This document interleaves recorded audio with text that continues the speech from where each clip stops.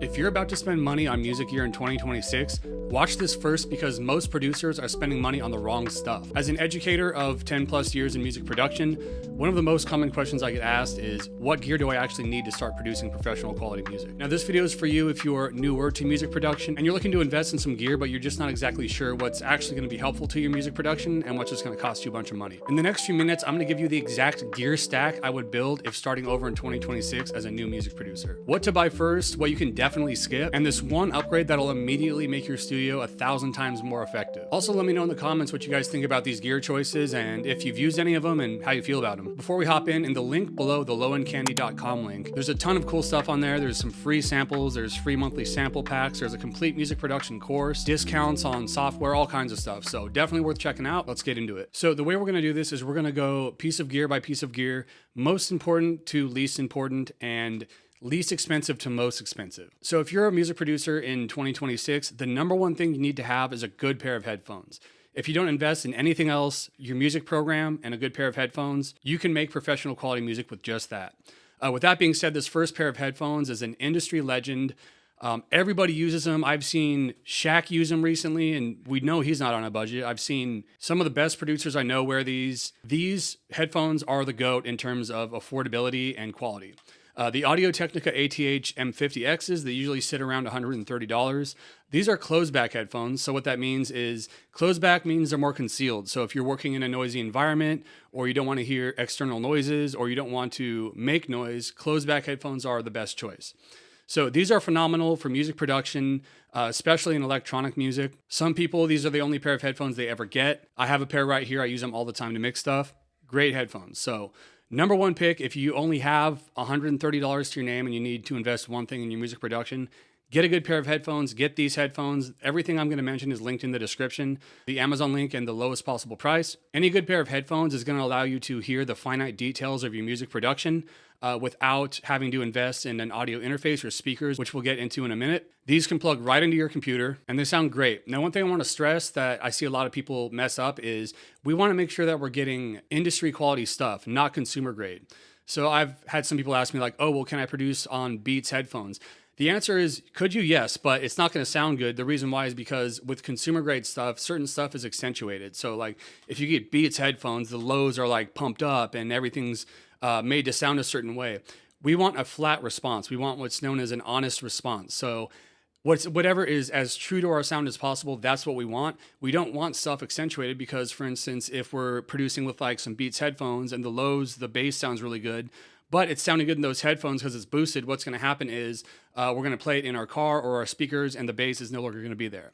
So I hope that makes sense. That's why we want to go with industry quality stuff and not consumer grade stuff. The next pair we're going to take a look at is actually an open back pair, and that's going to be the Behrdynamic DT 990 Pros. These have been around for a long time. I absolutely love these.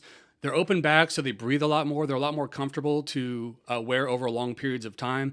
Those cushions just feel so good on your ears. They're not uncomfortable at all. And with open backs are actually preferable for mixing if you're in a relatively quiet environment. It kind of lets the frequencies breathe a little bit, and it's less fatigue on your ears. So if possible, when you're mixing, it is best to go with an open back pair of headphones. A lot of producers I know have worn these. They're, again, a pair that's kind of timeless, so they've been around a long time. They're not going anywhere. If you got a little bit more of a budget, I would probably go with these, and if you have a good environment to work in. For every piece of equipment we go through, we're going to have a budget option, a kind of mid-range option, and then a baller option. So I'm going to show you guys what to get if money is not an option and you want some fire quality and you don't care how much it costs. So there are a lot of really good high-end headphones out there. Audis are good, Focals are good. With that being said, this particular pair I've had for years, and they're just so clean. There's so much detail in them. They're so high quality, and that's going to be the Focal Clear Pro MG Professional Open Back Headphones. So Focal is a company that has some of the highest quality stuff. Everything's made in France and it's imported, and the quality's insane. Like it's real metal, it's Alcantara, the drivers are phenomenally made. So this particular pair of headphones is one of those headphones where if you're a music fanatic and you put these on, your mind's instantly going to be blown. They just sound so good and so high quality. Again, not necessary to create great mixes, but if you have the budget, they do sound insanely good.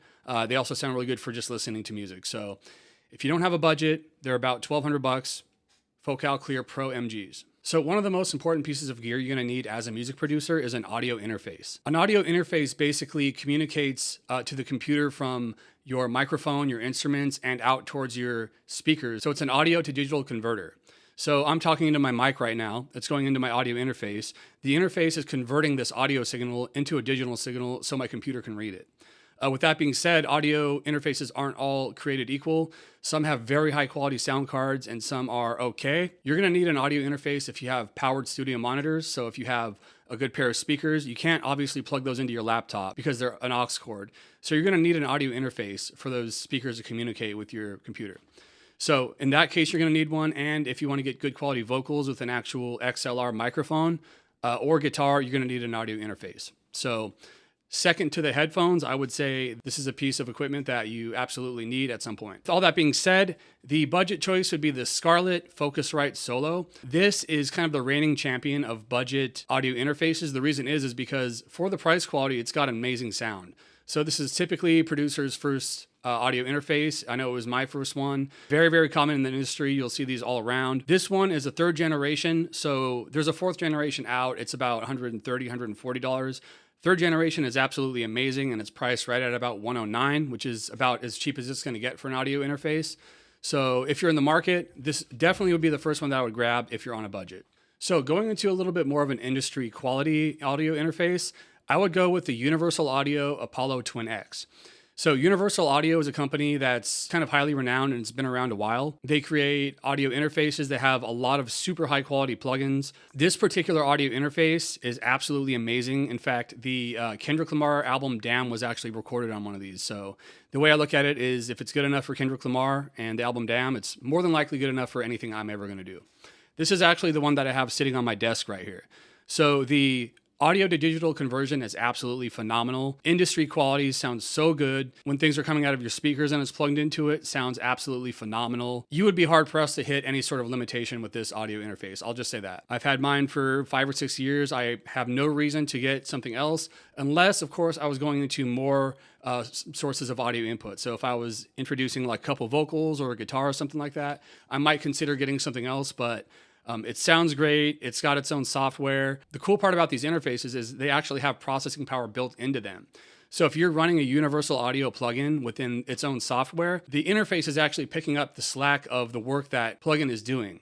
So it's not taking up CPU on your computer. You can run these plugins live in the UA software, and you could actually have them process vocals in real time. So for example, if you had like a preamp you really liked or a compressor, you can put that on in the UA software, and it's automatically in real time going to apply to your vocals. So if you're like, I know I like this compressor on my vocals all the time, you can just put it on there and it's going to bake it right into your vocal. Absolutely fire. I love this interface. If you're not intending on having a bunch of different inputs, this is the one I would go for. Apollo 8. So for our baller option, I would go with the Universal Audio Apollo X8. This is very similar to our Apollo Twin X. The difference is it has all these different sorts of inputs on the back here. So if, say we're in a studio and we're tracking drums, bass, guitar, a whole band, this would be something we'd want to go for. And all the inputs are going to have amazing quality. You're never, ever going to hit a limitation with this one. Again, it's the same company, Universal Audio. And so for me, if I was recording a bunch of people and money wasn't an option, this is what I would grab, sitting right at about $3,300. So next we're going to get into powered studio monitors. So powered studio monitors can be a great luxury. The reason why I say they're a luxury is because, again, if you have a good pair of headphones and you don't mind wearing headphones, you can really accomplish whatever you want within those headphones. With that being said, me personally, I hate wearing headphones. I hate having stuff on my head. So I'm constantly using my studio monitors to produce.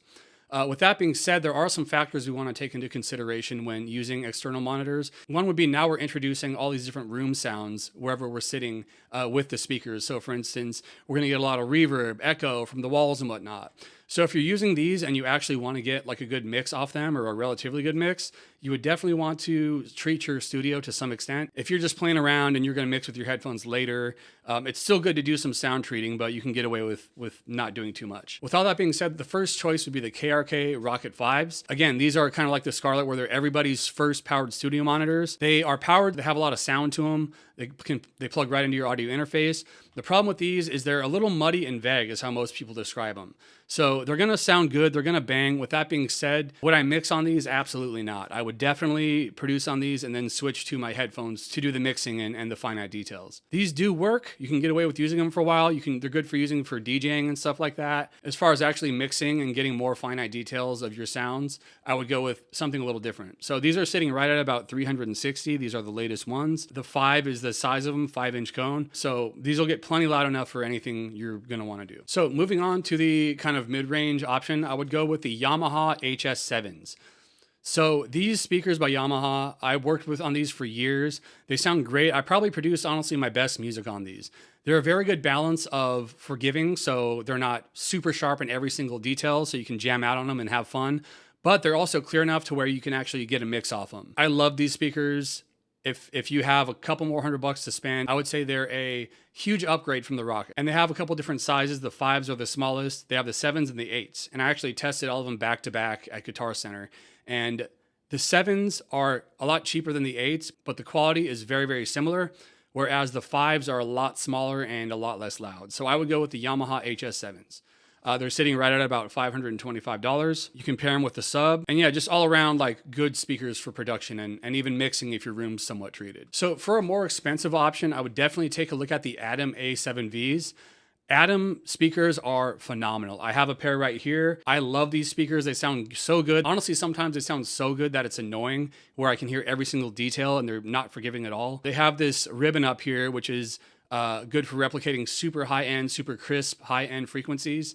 They have a good low-end response. These are for sure professional quality, industry quality studio monitors. If you have these, you're good to go. I've never hit any limitation with these.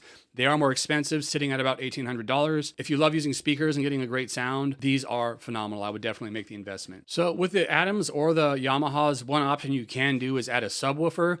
Is it mandatory? No. It will give you a little bit cleaner and a little bit lower of a frequency response. So you're going to get those 20 hertz frequencies that you can't really hear on really any pair of studio monitors. It's going to come through a lot more clear. So a sub is a nice luxury. I had one for a while. I no longer have it because on top of the fact that it's big, if you're in an apartment or somewhere where you can't make a bunch of noise, a subwoofer might not be a very good option. So I've done with that one.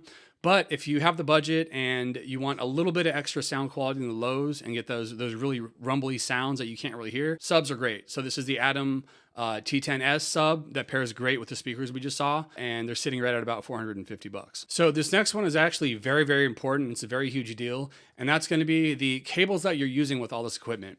So initially, when I started collecting gear, I figured, hey, I have expensive gear. I can probably cheap out on cables. Do not do that. This is one area where you do not want to cheap out.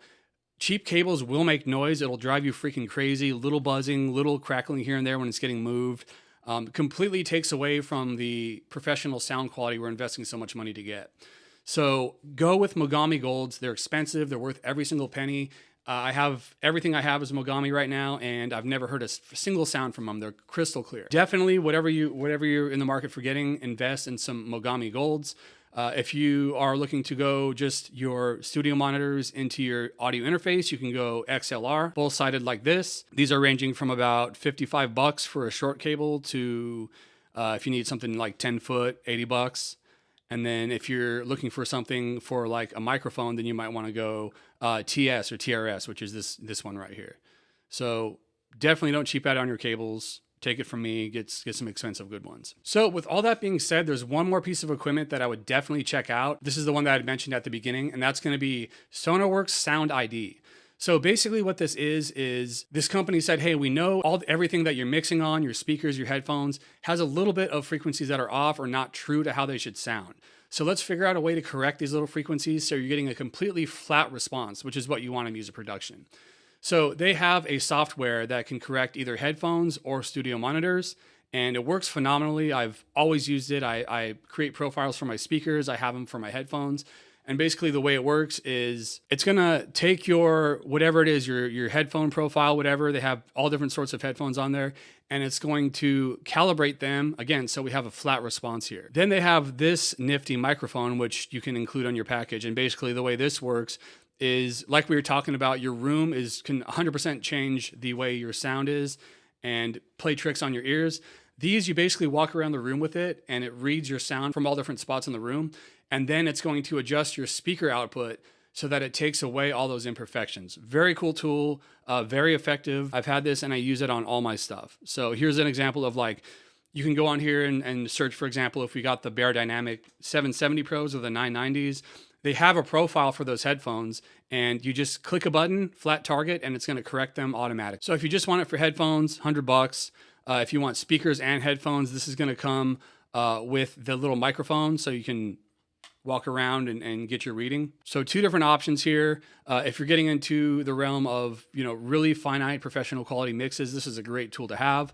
So we're sitting at $100 or about $250. Again, linked in the description. So those would be my choices going into 2026 of gear that you absolutely cannot pass up on if you're looking to become a music producer this year. Let me know what you want to see next in the comments. If it's more gear reviews, if it's plugin reviews, if it's Ableton tutorials, happy to help you guys out. Thanks for watching. I'll see you next time.